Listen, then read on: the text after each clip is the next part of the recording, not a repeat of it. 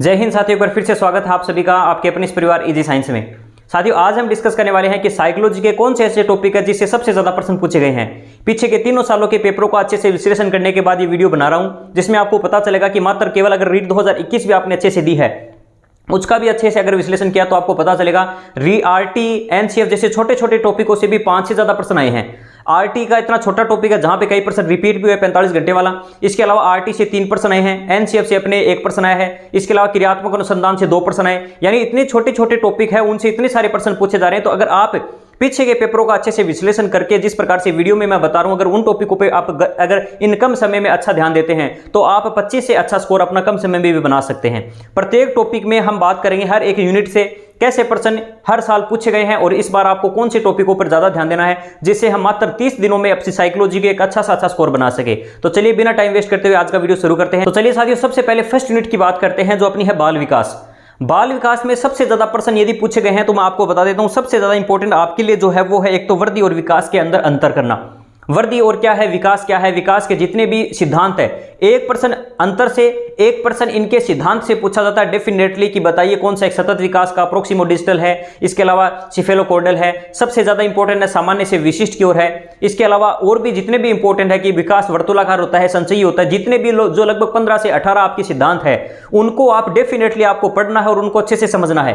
क्योंकि सीधा सा प्रश्न या तो आपसे पूछ लेता है निम्न में से कौन सा विकास का एक सही क्रम नहीं है। जैसे हमसे पूछ लिया विकास की एक दिशा होती है, क्या विकास की एक ही समान दिशा होती है, विकास की एक समान गति होती है? तो साथियों, विकास की एक निश्चित दिशा तो होती है लेकिन एक समान गति नहीं होती। हर अवस्था में हम देखते हैं जैसे शारीरिक मानसिक विकास शेष अवस्था में ज्यादा होता है, बाल्य अवस्था में कम होता है, फिर किशोर अवस्था में ज्यादा होता है। तो बाल विकास के अंदर आपको जैसे जीन पियाजे था उसने पूरा विकासात्मक मनोविज्ञान दिया जो हम जन्म पूर्व से लेकर वृद्धावस्था तक चलता है। लेकिन बाल विकास केवल और केवल आपको गर्भावस्था, इसके अलावा शेष अवस्था, बाल्यावस्था और किशोर अवस्था में जितने भी इंपॉर्टेंट जितने भी उनकी विशेषताएं हैं कि निम्न में से जैसे प्रश्न आ गया कि पीयर ग्रुप किससे संबंधित है, इसके अलावा कौन सी अवस्था में बच्चा अधिक सृजनात्मक होता है, कौन सी अवस्था में बच्चा भाषा को सबसे अधिक ग्रहण करता है। ऐसे सिंपल हर एक अवस्था की विशेषताओं से संबंधित एक सिंपल प्रश्न पूछा जाता है। विकास की संकल्पना में आपको बेसिक मैंने आपको बता दिया, अभिवृद्धि विकास में अंतर का टॉपिक पढ़ना है। इसके अलावा विकास के सभी सिद्धांत पढ़ने हैं। आयाम की बात करें, आयाम में आपको शारीरिक, मानसिक, सामाजिक और संवेगात्मक, यानी हर अवस्था में बच्चे को किस प्रकार से, जैसे इसमें सबसे इंपॉर्टेंट आपके लिए रहेगा अलग अलग जो जितने भी मनोवैज्ञानिक है उनके अकॉर्डिंग हर एक जो अवस्था है उसमें कुछ विशेष नाम दिए गए हैं। वैचारिक काल की किसे कहा, वैचारिक काल, जैसे लास्ट टाइम प्रश्न आया था मिथ्या परिपक्वता का काल कौन सी अवस्था को कहते हैं। अब ये नहीं पूछा गया कि किसने दिया, जैसे लास्ट बार एक प्रश्न आया था 20वीं शताब्दी बालकों की शताब्दी किसने कहा, तो क्रो ने। ठीक है, वैचारिक क्रिया का काल जीन पियाजे ने, कोलब्रुश ने कहा था ये एक अनोखा काल है। इस प्रकार से आपको खास करके बाल्यावस्था, आपको बाल्यावस्था वाले बच्चों को ज्यादा पढ़ाना है तो बाल्यावस्था में सबसे ज्यादा आपको ध्यान देना है इसलिए। और बाल्यावस्था में जैसे शारीरिक और मानसिक विकास एक तरीके से कम हो जाता है और इसके अलावा सामाजिक विकास वगैरह अधिक होता है क्योंकि बच्चे को विद्यालय की अवस्था हुआ एक तरीके से।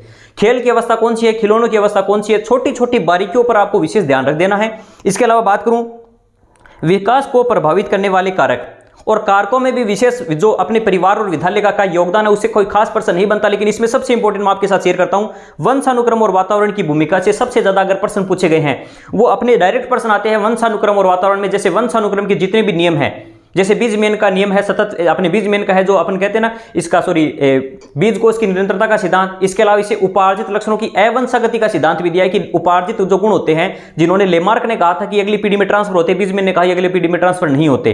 जो जीन द्रव्य में अपने होते हैं, यानी जो जनन द्रव्य अपना होता है वही ट्रांसफर होते हैं। अपने उपार्जित लक्षणों में जो कायिक द्रव्य में जो परिवर्तन आता है वो परिवर्तन नहीं होता। इसके अलावा लेमार्क ने बता दिया उपार्जित लक्षणों की वंशागति। इसके अलावा अपना सोरेनसन ने दिया था एक समान प्रतिमान की हर एक जीव का एक प्रतिमान है, जैसे मनुष्य के बच्चे मनुष्य के जैसे ही होते हैं, अन्य जीवों के जैसे होते हैं। सबसे इंपॉर्टेंट इसमें भी है वो है मेंडल ने जितने भी आनुवंशिकता के जो 3 नियम दिए हैं, प्रभाविता का, स्वतंत्र अपीवन का और विभिन्नता का नियम, ये आपको जैसे इनके नाम पता होना जरूरी है और इनके अंदर थोड़ी बहुत बातें।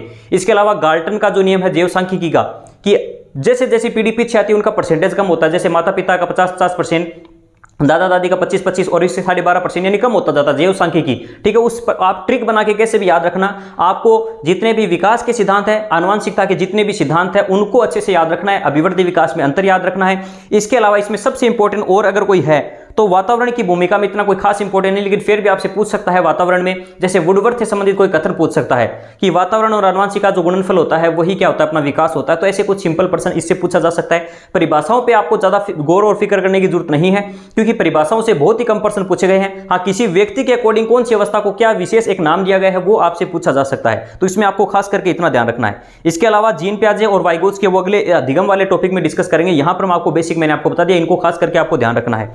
इसके अलावा नेक्स्ट अगर बात करें, हाँ, इसमें आपको थोड़ा बहुत वो ब्रॉन फेयर बेनर का एक जो पारिस्थितिकी मॉडल है जिसने उसको बताया था कि किस प्रकार एक वातावरण है अपना, वो किस प्रकार से बच्चे को प्रभावित करता है, उसके परिवेश को किस प्रकार से उसने 5 जो अलग अलग मंडलों में बांटा है, उसको भी खास करके आपको देखना होगा। नेक्स्ट अगर बात करता हूं अगले, व्यक्तिगत विभिन्नता। साथियों, व्यक्तिगत विभिन्नताएं एक सिंपल सा टॉपिक है जिसमें आपको बेसिक इतना ही ध्यान रखना है कि हमें कक्षा के अंदर सभी बच्चों को समावेश करके शिक्षा देनी है। हमें यह नहीं करना कि इंटेलिजेंट बच्चों की क्लास अलग अलग दी, ठीक है, कुछ कमजोर बच्चों की अलग है, सभी को साथ में लेकर एक शिक्षक का दृष्टिकोण इस प्रकार से होना चाहिए कि उसको सभी बच्चों को समाहित लेकर उस पर को इस प्रकार से शिक्षा देनी है कि सभी बच्चों को अच्छे से इंक्लूड कर सके, सभी को पूरा मौका भी दिया जाए क्लास में। यानी इसमें समझने वाले पर्सन ज्यादा बनते हैं, इसमें कोई रटने वाला पर्सन नहीं आएगा। आपने नहीं भी पढ़ा हो तो बेसिक नॉलेज के आधार पर भी इससे पर्सन आप कर सकते हैं व्यक्तिगत विभिन्नता का। हाँ, एक दो मनोवैज्ञानिक है, उनके अकॉर्डिंग आप थोड़ी बहुत इसमें कुछ उनके अनुसार क्या कहना चाहते हैं वो थोड़ा बहुत देख सकते हैं। अब बात करते हैं सबसे इंपॉर्टेंट अपना है व्यक्तित्व और बुद्धि। साथियों, व्यक्तित्व में अब तक अगर देखें तो व्यक्तित्व में 2 बार प्रश्न रिपीट हुआ है अपना जो आरबी केटल है उसका, ठीक है ना। उन्होंने जो 16 पीएफ प्रणाली दी थी, 16 जो जितने भी अपने 16 पीएफ प्रणाली दी थी, पर्सनैलिटी फैक्टर्स बताए थे, 16 विशेषक सिद्धांत। इसके अलावा व्यक्तित्व से सबसे ज्यादा 100% प्रश्न आएगा आपके प्रक्षेप्य विधि से। प्रक्षेपण की जो विधि है, टीएटी, सीएटी है, आईबीटी है, जितनी भी, ये किसने दी है? जैसे प्रश्न आया था 2018 में, मॉर्गन और मुर्रे ने कुछ ऐसा कर दिया कि इतिहास रच दिया, ठीक है। आईबीटी का प्रश्न आया हुआ है, निम्न में से कौन सी प्रक्षेपी विधि है, अप्रक्षेपी विधि है, या फिर वस्तुनिष्ठ विधियां जितनी भी है, आत्मनिष्ठ और वस्तुनिष्ठ विधियां हैं, उनके जनकों के बारे में आपको बेसिक पता होनी चाहिए। जैसे अंतर्दर्शन या आत्मनिष्ठ विधि किसने दी है, इसके अलावा निरीक्षण विधि जैसे वाटसन ने, ठीक है ना। इस प्रकार से आपको बेसिक हर एक, जैसे सबसे इंपॉर्टेंट अगर मेरे अकॉर्डिंग है तो वो है अपनी व्यक्ति इतिहास विधि जो टाइडमैन ने दी थी। जो बच्चों की अपराधी, ये प्रश्न आया हुआ भी, बाल अपराधी बच्चे हैं, उनके अच्छे से, उनके किसी भी बच्चे का अच्छे से एनालाइज करना है तो सबसे अच्छी विधि है व्यक्ति इतिहास विधि। उसकी पूरी हिस्ट्री पता लगाओ क्या किया बच्चे ने। तो व्यक्तित्व में आपको स्पेशली याद क्या रखना है वो है प्रक्षेपी विधियां। इसके अलावा व्यक्तित्व में जितने भी व्यक्तित्व के प्रकार अलग अलग मनोवैज्ञानिकों ने जो भी बताए हैं उनको विशेष रूप से आपको ध्यान रखना है, और किसने कौन सा टाइप दिया है उसमें आपको विशेषक सिद्धांत और जो ट्रेड थ्योरी हो और टाइप थ्योरी हो उन दोनों को अच्छे से देखना है। बुद्धि सिद्धांत में अगर बात करूं तो सबसे इंपॉर्टेंट है हार्वर्ड गार्डनर, जिन्होंने बहुबुद्धि सिद्धांत दिया था। उनके जितने भी जो आपने उन्होंने टाइप बताए 7, 8 और बाद में 9 बताए, उन 9 के नाम आपको पता होने चाहिए। प्रश्न आ सकता है कौन सा बहुबुद्धि का एक घटक नहीं है, बहुबुद्धि सिद्धांत किसने दिया, यह प्रश्न आया चुका अब तक। और इसके अलावा बुद्धि के अंदर बात करें तो बुद्धि के जितने भी घटक हैं, एक कारक किसने बताया, 2 द्विकारक किसने बताया, त्रिकारक, बालू का सिद्धांत किसने दिया, जितने भी सिद्धांत हैं उनके सिर्फ और सिर्फ उनके किसने दिए ये पता होना चाहिए आपको। अंदर की अगर बात करें डिटेल से, जैसे अब तक प्रश्न आया है वो गिलफर्ड का प्रश्न आया हुआ था, तो ठीक है, जो त्रितंत्र उसने सिद्धांत दिया था। यह सबसे इंपॉर्टेंट जो प्रश्न अब तक पूछा गया है वो प्रश्न अपना है अपना इसमें बुद्धि का जो संरचना मॉडल है, बुद्धि के संरचना मॉडल में कितने उसने कारक बताए, 2015 में आया हुआ प्रश्न है, ठीक है ना। तो ये आपको विशेष करके बुद्धि में ध्यान रखना है। और बुद्धि में जो पिछली बार प्रश्न आया है प्रक्षेपी, अप्रक्षेपी या बुद्धि के जो जितने भी आपको मैं बताऊं बुद्धि के परीक्षण हैं, खास करके बुद्धि के जो परीक्षण है उसमें आपसे पूछा जा सकता है कि कौन सा परीक्षण शाब्दिक है, अशाब्दिक कौन सा है, व्यक्ति कौन सा है, सामूहिक कौन सा है। तो बुद्धि के परीक्षणों को अच्छे से देखना है। इसके अलावा बुद्धि के जितने भी कारक वो किसने दिए, और स्पेशली गिलफोर्ड का और जो अपना बुद्धि का संरचना मॉडल है ये किस प्रकार से काम है, उसके जितने भी घटक है उनके बारे में आपको पता होना बहुत जरूरी है। यहां से सबसे ज्यादा प्रश्न बुद्धि के पूछे गए हैं। और बाकी बुद्धि में बुद्धि का सूत्र आपको जो सिंपल है, सब बुद्धि पता लगाने के लिए जो आपको पता है MA/C × 100, इससे लास्ट टाइम प्रश्न आया हुआ है। आपको कोई भी मानसिक या वास्तविक आयु देकर आपसे पूछ सकता है कि इसकी कितनी, यानी MA कितना होगा, CA कितना होगा, इस प्रकार से एक देकर पूछ सकता है। नेक्स्ट अगर बात करें विभिन्न अधिगमकर्ताओं की समझ, इसमें यह टॉपिक भी बिल्कुल समझ वाला है कि आपको पता होना चाहिए प्रतिभाशाली बच्चों के गुण कैसे होते हैं, सृजनात्मक प्रतिभाशाली से किस प्रकार से भिन्न है। हर एक जितने भी बच्चे होते हैं, विशिष्ट जितने भी बालक है, सभी बालक अपने आप में विशिष्ट है, और उनमें विशिष्टता का क्या कारण है, उनकी ऐसी क्या क्वालिटी है। सृजनात्मकता, ऐसे जैसे प्रश्न आ गया था सृजनात्मक बालकों में किस प्रकार का चिंतन पाया जाता है, वो चिंतन और सृजनात्मकता दोनों से संबंधित है। अब आपको पता है सृजनात्मक बच्चे होते हैं वो किसी भी बात को अलग अलग नजरिए से देख सकते हैं, इसलिए अब सारी जो चिंतन होता है वो चारों चीजों को फैलाता है। बाल जो प्रतिभाशाली बच्चे होते हैं उन्हें अभिसारी टाइप का चिंतन होता है, वो हर एक दी हुई चीजों को एक जगह जोड़कर उस पर एक विश्लेषण करके एक जगह समेट सकते हैं, यानी उनमें एक प्रकार से संश्लेषण का गुण है। और जबकि जो सर्जनात्मक बालक होते हैं उनमें इस एक प्रकार से विश्लेषण का गुण है। तो इस प्रकार से आपको प्रत्येक बालक की विशेषताएं पता होनी चाहिए। और सिंपल प्रश्न आता है कि बताइए निम्न में से कौन सा एक प्रतिभाशाली बच्चे का गुण नहीं है, और उनमें 3 ऐसे ऑप्शन मिलेंगे आपको जिनको आप आसानी से देखकर पहचान लोगे कि हाँ ये तो प्रतिभाशाली बच्चे के गुण नहीं हो सकते। तो प्रतिभाशाली है, इसके अलावा सृजनात्मक है, और इसके अलावा अलाभान्वित बच्चे हैं जिनको शिक्षा नहीं मिल पा रही या किसी कारण से वो पिछड़ गए हैं, तो उनका एक विशेष आपको ध्यान रखना है। और विशेष आवश्यकता वाले बच्चे हैं अधिगम अक्षमता युक्त बच्चे। और नेक्स्ट है अधिगम में आने वाली कठिनाइयां। अधिगम में जितनी भी कठिनाइयां हैं या अधिगम से संबंधित जितने भी रोग हैं, जैसे ऑटिज्म से लास्ट टाइम 18 में 2% ऑटिज्म से आए थे अकेले। इस बार जैसे ADHD की फुल फॉर्म पूछ ली, इससे पहले आपको डिसलेक्सिया का प्रश्न 2015 में आया हुआ है। तो डिसलेक्सिया हो, डिस्ग्राफिया हो, डिस्कैल्कुलिया हो, ये जितने भी प्रकार के बच्चों में अधिगम संबंधित नियोग्यताएं हैं उनके बारे में बेसिक एक बार भी आप अच्छे से देख लोगे तो आपको समझ में आ जाएगा कि हाँ इस रोग में इस प्रकार की प्रॉब्लम होती है। जैसे बच्चा ध्यान नहीं लगा पाता तो ADHD है, ठीक है ना, एक ही बात को बार बार रिपीट कर रहा है तो ऑटिज्म वाला 2 बार प्रश्न आया था ऑटिज्म, एक बार ऑप्शन में दे रखा था और एक बार परिभाषा दे दी ऑटिज्म की और उसमें पूछ ले किस बच्चे में इस प्रकार के गुण पाए जाते हैं। तो आपको ऑटिज्म, ADHD, डिसलेक्सिया, डिस्कैल्कुलिया इनके बेसिक जितनी भी अधिगम नियोग्यता है उनको एक बार देखना है, यहां से 100% प्रश्न आना है आपके। नेक्स्ट है समायोजन। ये इतना छोटा सा टॉपिक है जहां से एक ही टाइप का प्रश्न 2-3 बार रिपीट हो चुका है। समायोजन की जो प्रत्यक्ष और अप्रत्यक्ष उपाय हैं समायोजन के, ठीक है ना, जैसे बाधा को दूर करना है, अपने लक्ष्य को प्रतिस्थापन करना है, ठीक है ना, उस पर निर्णय करना है, ये सामान्य जो प्रत्यक्ष उपाय हैं। इसके अलावा जितने भी हम अन्य पढ़ते हैं जैसे जितने भी है युक्तिकरण वगैरह है, ठीक है ना, इसके अलावा मार्गांतरीकरण है, ये जितने भी हैं आपको प्रत्यक्ष और अप्रत्यक्ष में अंतर पता होना चाहिए कि प्रत्यक्ष उपाय तो वो है जो दुनिया देखते पहचान लेगी कि हाँ इसने कोई उपाय अपनाया है। जैसे बाधा को दूर कर दिया प्रत्यक्ष उपाय है, दुनिया को पता चलेगा ऐसे उपाय अपनाने पर। अप्रत्यक्ष उपाय आप कह रहे हो कि मैं 3rd ग्रेड की तैयारी नहीं करना चाहता क्योंकि मैं तो 1st ग्रेड के लिए बना हूं और 3rd ग्रेड में नंबर इसलिए नहीं आए क्योंकि मैंने कभी तैयारी नहीं की। तो ये आप एक युक्ति अपना रहे हो, कोई ऐसा कारण देना जो आपका लोगों को लॉजिकल भी लगे लेकिन वो कहीं ना कहीं आप गलत कह रहे हो, उस बात को एक अपने आप को संतुलित या समायोजित करने के लिए वो बात कर रहे हो। तो इस प्रकार के आपको जितने भी समायोजन के जितने भी सिंपल से आपको खास करके आपको विशेष करके अगर ध्यान रखना है वो प्रत्यक्ष और अप्रत्यक्ष उपाय याद रखने हैं। इससे प्रश्न 100% हर बार पूछा गया है और जितने भी अंदर है उनमें भी बेसिक देखना है आपको। अब है अधिगम। अधिगम से अगर आप देखोगे तो हर बार अधिगम में हम बहुत ज्यादा डिटेल में पढ़ते हैं चीजें, लेकिन प्रश्न अगर बेसिक आया है जैसे लास्ट 2021 में 3 प्रश्न अधिगम के मैं आपसे शेयर करूं तो इतने सिंपल प्रश्न थे। एक तो सीधा ही एक बार तो नाम ही पूछ लिया कि जैसे पाउलो का इसने कौन सा सिद्धांत दिया, ठीक है, शास्त्रीय अनुबंधन या फिर वो प्राचीन अनुबंधन किसने दिया।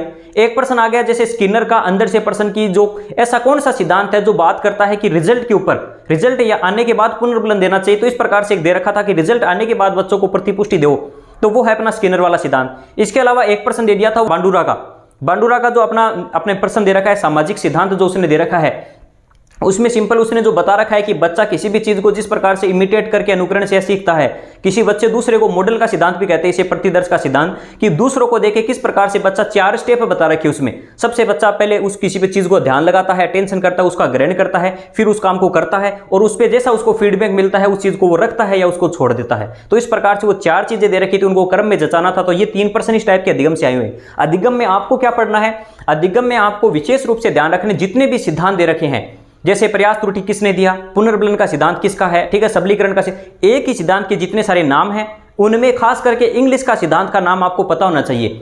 इंग्लिश से इससे फायदा होगा कि हिंदी में उसके कई सारे नाम है लेकिन इंग्लिश में 2-3 ही नाम मिलेंगे हर सिद्धांत को आपको। इसलिए आपको खास करके जैसे क्लासिकल कंडीशन थ्योरी है, ठीक है, ट्रायल एंड एरर थ्योरी है, ये जितने भी है इनसाइट थ्योरी है। जैसे 2015 में एक दिक्कत हुई थी, 2015 में हिंदी में तो नाम दे रखा था व्यवहार सिद्धांत, या किस व्यवहारिक सिद्धांत किसने दिया, इंग्लिश में उसका नाम दे रखा था इनसाइट थ्योरी किसने दी।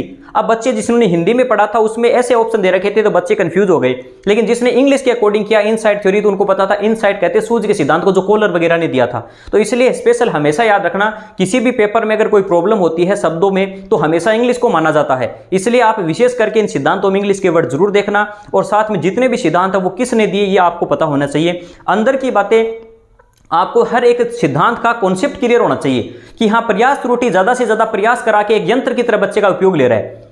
और स्किनर वाला सिद्धांत है वो ये कहता है कि पहले काम कराओ और बाद में उसको कोई भी उसका पुनर्बलन दो, ठीक है। इसके अलावा जैसे अगर अपना पाउलोक वाला सिद्धांत है वो किसी भी 3 चीजों के मध्य यानी 2 चीजों के बीच में एक ऐसी चीज डाल रहा है जिससे उसका अनुबंधन बन जाए, यानी जो काम उस वस्तु से हो रहा है वो तीसरी वस्तु के साथ कराना चाहता है। तो ऐसा कोई सिद्धांत, जैसे कोई बच्चा है वो किसी डॉक्टर को देखकर डर रहा है क्योंकि पहले किसी डॉक्टर से मिला तो उसने उसके इंजेक्शन लगाया था तो उससे उसका डर बन गया, तो वो क्या है, तीसरे के साथ एक अनुबंधन हो गया। तो इस प्रकार से आपको हर एक सिद्धांत के प्रति उसके पीछे का क्या कॉन्सेप्ट है, अगर वो आपको अच्छे से पता है तो आपको कहीं प्रॉब्लम नहीं होगी। इसके अलावा सबसे इंपॉर्टेंट जो हर बार आपको प्रश्न देखने का मिलेगा वो है जीन प्याजे। जीन प्याजे से 2 प्रश्न भी आराम से देखने को मिलते हैं हमें। 2018 में अगर प्रश्न की बात करूं तो 2018 में सीधा 2015 में तो प्रश्न इनकी अवस्था से पूछ लिया गया था। 2018 में प्रश्न आया था कि उसने एक लंबी सी परिभाषा दे रखी थी जिसको उसने अंतर्ज्ञान कहा, जो इंट्यूटिव पीरियड है। आप देखो जिसकी भी 4 अवस्थाओं की बात करते हैं, एसएमएस, पीओएस, ठीक है, सीओएस और एफओएस। पीओएस के इसने 2 भाग बना रखे हैं, एक प्राक संप्रत्याक अवस्था और दूसरी है अंतर्ज्ञान अवस्था, जिसे इंट्यूटिव पीरियड कहते हैं। वहां से प्रश्न आ गया अंतर्ज्ञान अवस्था किस अवस्था से संबंधित है, तो उसमें 4 ऑप्शन है, तो उसका आंसर पीओएस से ही था। तो इस प्रकार आपको जीन प्याजे की चारों अवस्थाएं और उनकी विशेषताएं, इसके अलावा जीन प्याजे के अकॉर्डिंग जितनी भी टर्म्स दी गई हैं, खास करके आपको जितने भी है आत्मसात्मीकरण है, ठीक है, उसके अलावा अनुकूलन है, समायोजन है, ठीक है, ये और संरक्षण क्या चीज होती है, ये बेसिक चीजें आपको पता होनी बहुत जरूरी है। इनके जितने भी टर्म है, टर्मिनोलॉजी आपकी जीन प्याजे की क्लियर होनी चाहिए। वाइगोट्स की है, वाइगोट्स की में जेडपीडी क्या है, इसके बेसिक जो जितने भी स्केप फोल्डिंग क्या है, ये कुछ बेसिक टर्म है इनसे संबंधित। और इसके अलावा इन्होंने जो बच्चा खुद से बात करता है उनको किस नामों से पुकारा है, उनके बारे में बेसिक आपको पता होना चाहिए। जीन प्याजे वाइगोट्स की मोस्ट इंपॉर्टेंट है, यहां पर आपको 2 से 3% देखने को मिलेंगे। नेक्स्ट अगर बात करूं इसमें अधिगम के सिद्धांत हो चुके हैं, बच्चे कैसे सीखते हैं, चिंतन, कल्पना, तर्क, इनसे संबंधित प्रश्न, चिंतन से आया हुआ प्रश्न है। चिंतन से चिंतन, आपको चिंतन में जो बेसिकली याद रखना है वो है अपसारी और अभिसारी चिंतन।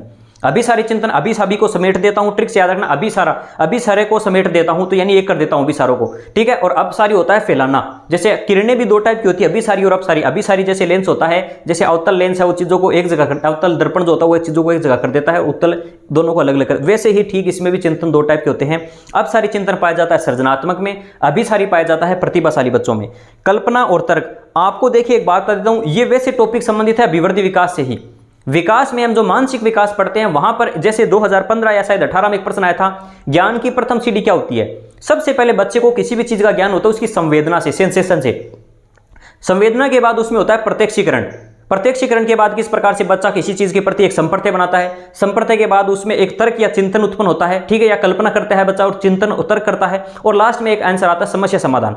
समस्या समाधान से लास्ट टाइम प्रश्न आया था, चिंतन के प्रकार से लास्ट टाइम प्रश्न आया हुआ है, तो इसलिए आपको बेसिक इनके बारे में पता होना बहुत जरूरी है। संकल्पना मानचित्रण, ये 2011 में एक बहुत बड़ा डायग्राम सा दे रखा था, जो कॉन्सेप्ट मैप होता है। हम किसी भी चीज के शॉर्ट नोट्स बनाते हैं तीर के माध्यम से, या छोटे छोटे शॉर्ट नोट्स बनाते हैं, वो एक प्रकार से संकल्पना मानचित्रण है, ठीक है ना, जिसके बारे में जो अपना एक, हाँ, ये जो नाविक वगैरह ने, नाविक ने इसके बारे में बताया था, ठीक है ना, नाविक से या फिर नाव से, याद रखना, नाव जाने से संबंधित उसने मैप बना रखा है, किस प्रकार से नाव को कहां मोड़ना है। समस्या समाधान से प्रश्न आया हुआ है। अभिप्रेरणा, अभिप्रेरणा से संबंधित देखो सीधा प्रश्न आया है 2018 में कि सशक्त अभिप्रेरणा क्या करती है।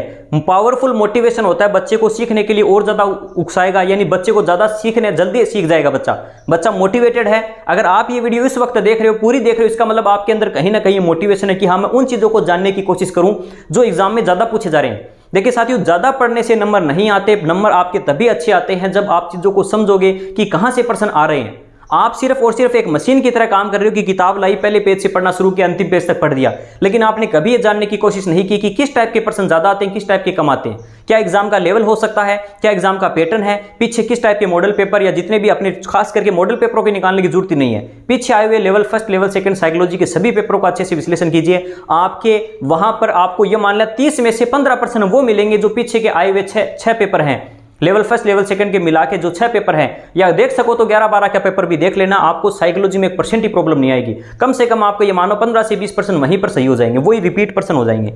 आगे बात करता हूं, नेक्स्ट है शिक्षण अधिगम प्रक्रिया। शिक्षण अधिगम प्रक्रिया में शिक्षण और अधिगम क्या है, शिक्षण और शिक्षा में क्या अंतर है, शिक्षण और अनुदेशन में क्या अंतर है, अच्छे शिक्षण की क्या क्या क्वालिटी होनी चाहिए, आर.के. डेविस के अकॉर्डिंग जो 4 चरण बताए हैं इसने किस प्रकार से शिक्षण के, और खास करके इसमें सबसे ज्यादा प्रश्न आपको देखने को मिलेंगे वो या तो ब्लूम की टेक्सोनोमी से, या जितने भी ब्लूम के अलावा जितने ब्लूम ने जैसे ज्ञानात्मक, भावात्मक जैसे कर्थवाल और मसीहा, और इसके अलावा क्रियात्मक जो सिम्पसन ने दिया था, इन तीनों के बारे में सिंपल नाम पूछ सकता है कि क्रियात्मक पक्ष के बारे में किसने बताया। इसके अलावा शिक्षण के जो अलग अलग आपको बता सकते हैं, जैसे समर्थी स्तर किसने बताया, ठीक है, समर्थी स्तर जैसे हर्बर्ट ने बताया था, हर बात को समर्थी में रट लो। मॉरिसन ने बौद्ध स्तर बताया था, यह भी प्रश्न हिंदी में पूछा हुआ है, लेकिन आपको यहां पर भी देखिए लास्ट का जो यूनिट है ये मोस्टली आपके हम बात कर सकते हैं मूल्यांकन वाला ही टॉपिक मान के चल सकते हैं इसे। ये जितने भी टॉपिक है ये आपको शिक्षण से संबंधित है, शिक्षण यानी पेडागोजी का टॉपिक है लास्ट का 5 यूनिट, जहां पर आपको अन्य सब्जेक्ट में भी इससे संबंधित प्रश्न देखने को मिलते हैं, ठीक है। और हंट ने इसके अलावा एक चिंतन स्तर और बताया था, तो इस स्तरों के बारे में भी आपको पता होना चाहिए। एनसीएफ साथियों, एनसीएफ में 2 बार एक ही प्रश्न रिपीट हो चुका है। 2015 का जो मेरा एक पहला प्रश्न था, जो सांस्कृतिक विरासतों की जो क्या प्रशंसा करना, यही प्रश्न 2021 में सेम टू सेम देखने को मिला, इसलिए मुझे कहीं भी सोचने का समय नहीं लगा कि इस प्रश्न में क्या उत्तर होगा। आप यदि पीछे के पेपरों को, जैसे मैंने खुद ने 15, 18, 21 दी है, तो मुझे अच्छे से पता है कि ये प्रश्न तो पहले भी मेरे सामने आया हुआ है। यानी जब आप एग्जाम हॉल में बैठ के पेपर को दे देते हैं तो आपके दिमाग में, अगर आपने तैयारी करके पेपर दिया तो वो प्रश्न छप जाते हैं दिमाग में कि हाँ ये प्रश्न तो पहले मैंने देखा हुआ, और वो उसका उत्तर अपने आप ही आपको उसकी साइड में आपका दिमाग लेकर चलेगा आपको। इसके अलावा बात करूं, एनसीएफ में आपको मोस्टली जितने भी एनसीएफ के सिद्धांत दे रखे हैं वो आपको विशेष करके ध्यान रखने हैं, और साथ में आपको ये ध्यान रखना है एनसीएफ की फुल फॉर्म क्या है। और जैसे एनसीएफ की फुल फॉर्म हिंदी में शिक्षण वीडियो में पूछी गई है, और एनसीएफ में आपके जितने भी खास करके जो शुरुआत के जो अध्याय है उनमें क्या क्या बातें कही गई है, पीछे से संबंधित आपको इतने कोई हिस्ट्री में प्रश्न नहीं आता, कोठारी आयोग अगर उनसे संबंधित, हाँ, लेकिन इसमें आपको एनसीएफ में 1-2 उनके नाम याद रखने हैं, एनसीएफ से संबंधित कुछ व्यक्तियों के, और इतना कोई ज्यादा इंपॉर्टेंट नहीं है। नेक्स्ट है अपनी बात करते हैं, शिक्षण अधिगम व्यू रचना हो गया। नेक्स्ट है आंकलन मापन मूल्यांकन। ये ऐसा टॉपिक है जिसमें पूरे रीट में सबसे ज्यादा प्रश्न पूछे जाने हैं, लगभग 15 प्रश्न इस टॉपिक से आएंगे। आंकलन मापन मूल्यांकन जितना भी अपना टॉपिक है मूल्यांकन वाला, ये हर एक सब्जेक्ट में आपको देखने को मिलता है। इस पर मैंने अलग से वीडियो भी बनाई थी, वस्तुनिष्ठ जितने भी जो टाइप की विशेषताएं होती है मूल्यांकन की, वहां से डेफिनेटली प्रश्न मिलता है। इसके अलावा प्रश्न आया था निर्माणात्मक और जो अपना योगात्मक मूल्यांकन होता है, यानी साल के एंड में एक साथ जो पेपर लेते हैं या फिर एक निश्चित समय बाद में जो एक फिक्स पेपर होता है जो पूरे सब्जेक्ट को कवर करता है, वो योगात्मक मूल्यांकन। और जो टाइम टू टाइम हम बीच में लेते रहते हैं जहां से बच्चे का हम निदान और उपचार पॉसिबल है, जिसमें यानी योगात्मक मूल्यांकन में आप निदान उपचार नहीं कर सकते, आपने लास्ट में बच्चे को रिजल्ट दे दिया वो योगात्मक, और साथ साथ में जो चलता है तो आपको ऐसे और एफए के बारे में अच्छा सा जितनी भी टर्म्स होती हैं उनके बारे में पता होना चाहिए। सतत और व्यापक मूल्यांकन से जैसे हिंदी में प्रश्न आता है कि व्यापकता क्या आश्चर्य है, सतत का मतलब क्या होता है, कंटिन्यूसली यानी पूरी कंटिन्यू आप पूरे साल पेपर लेते रहिए, उसका कंटिन्यू पता लगाते रहिए। व्यापकता का मतलब है आप किस किस चीज की व्यापकता है, ठीक है ना, उपकरणों की व्यापकता है, प्रश्नों की व्यापकता है, वो इस प्रकार से आपने, क्योंकि ये प्रश्न आया हुआ है हिंदी में, लास्ट टाइम आया था तो उसकी प्रश्नों की व्यापकता आंसर माना गया था कि ये गलत है, प्रश्नों की व्यापकता नहीं होती। इस बार जो प्रश्न आया उसमें बोनस दिया गया, अब उसका कारण मुझे भी नहीं पता, लेकिन याद रखना प्रश्नों की व्यापकता नहीं होती, अन्य उपकरणों की व्यापकता, वो आप प्रश्न देख लेना उसमें कौन कौन से ऑप्शन दे रखे थे। उपलब्धि परीक्षण का निर्माण, उपलब्धि परीक्षण जो बनाया जाता है उसके निर्माण के जो चरण हैं उसमें किन किन चीजों का ध्यान रखा जाता है, ये स्पेशली आपको खास करके ध्यान रखना है। यहां पर हालांकि कोई ऐसा प्रश्न नहीं मिला। सीखने के प्रतिफल नया टॉपिक जोड़ा गया था, यानी एक बच्चा किसी भी क्लास से, आप किसी बच्चे से क्या उद्देश्य उम्मीद करते हैं कि इस कक्षा में बच्चे को ये टॉपिक पढ़ाने के बाद बच्चे में कौन कौन से आपने उद्देश्य की पूर्ति हुई है और नहीं हुई है, वो ही सीखने के प्रतिफल है, क्या रिजल्ट आपने को देखने को मिला बच्चे के अंदर। क्रियात्मक अनुसंधान से सीधा एक प्रश्न 2 बार आ चुका है कि विद्यालय में आ रही समस्याओं का पता लगाकर उसको सही करना क्या है, क्रियात्मक अनुसंधान है। ये सिर्फ विद्यालय क्षेत्र से संबंधित है, ये एक प्रकार का कोई मनोवैज्ञानिक अनुसंधान नहीं है। तो इसमें एक प्रश्न आया था कि ये सिर्फ विद्यालय क्षेत्र से सीमित होता है। दूसरा इसमें प्रश्न आ चुका है कि इसमें किसी भी प्रकार के कोई नियम वगैरह नहीं बनाए जाते, जैसे न्यूटन ने अपने प्रयोग करके कोई रूल बनाया जो पूरी दुनिया में चलता है, लेकिन स्कूल में आपके स्कूल में क्या प्रॉब्लम आ रही है, दूसरे स्कूल में कुछ अलग प्रॉब्लम है जिसके कारण अलग हो सकते हैं। इसलिए प्रत्येक स्कूल का एक छोटा सा एक दायरा होता है इसका, जिसमें अपने लेवल पर कोई समस्या आ रही है उसको अपने लेवल पर शिक्षक और उसके जो जितने भी शिक्षक से संबंधित या उसके आसपास के जितने भी विद्यालय के लोग हैं वो आपस में मिलकर इस चीज को सॉल्यूशन उनका करते हैं। इसमें विशेष प्रकार के कोई ट्रेनिंग की जरूरत नहीं होती, ये सिर्फ विद्यालय में आ रही समस्याओं का एक प्रकार का हम कह सकते हैं कि एक छोटा मोटा हम जो जुगाड़ करते हैं वो जुगाड़ करके वो अपना एक सॉल्यूशन निकालते हैं, ठीक है। इसमें कोई रूल और कोई भी अनुसंधान करके कोई भी वो नहीं निकलता। और इसका सबसे इंपॉर्टेंट गुण जो है, जो लास्ट टाइम 2021 में प्रश्न आया था, इसका सबसे मेन, किसी भी अनुसंधान को क्रियात्मक अनुसंधान कब कहेंगे, जब उसका कार्य करके उसका मूल्यांकन किया जाए, क्रियान्वयन भी हो और उसका मूल्यांकन भी हो, तब उसको हम क्रियात्मक अनुसंधान के क्राइटेरिया में रखेंगे, अदरवाइज तो वो सिर्फ अनुसंधान हो गया। तो याद रखना क्रियात्मक शब्द जुड़ने से ये विद्यालय क्षेत्र या लिमिटेड इसमें पार्ट में आ चुका है। और लास्ट अपना इसका जो टॉपिक है वो है अपना आरटीई। इतना इंपॉर्टेंट टॉपिक है, आप मान सकते हो इतना इंपॉर्टेंट टॉपिक है जिसके कारण 3rd ग्रेड में इसको अलग से एक यूनिट में डाल दिया गया है। यानी पूरी साइकोलॉजी जो आप जहां पर आपको 15 नंबर को देखने के मतलब लगभग 15% आपको साइकोलॉजी को देखने को मिलेंगे मेन एग्जाम में लगभग, उसमें सबसे ज्यादा आपको अगर पूरी साइकोलॉजी जैसे अलग लिख रखी है और आप 3rd ग्रेड में देखोगे तो दूसरी यूनिट में आरटी का अलग से टॉपिक दे रखा है, जहां पर मेन एग्जाम में आपके कम से कम 4 से 5% इस अकेले टॉपिक से आने वाले हैं। और यहां पर अगर बात करें तो पिछली बार 3 प्रश्न आए, तो डेफिनेटली 2 से 3 प्रश्न केवल आरटी से आएंगे। आरटी में आपको मोस्टली जो आपसे जुड़ा हुआ अध्याय है, शायद जो चौथा अध्याय है, वही आपको पढ़ना है, ठीक है ना। और इसके अलावा आरटी की थोड़ी बहुत प्रस्तावना से भी प्रश्न आ गया कि कौन सी संविधान संशोधन में यह काम हुआ था, तो 86वें में अंदर हुआ था। इसके अलावा आरटी कब लागू हुई पूरे इंडिया में, तो वो 1 अप्रैल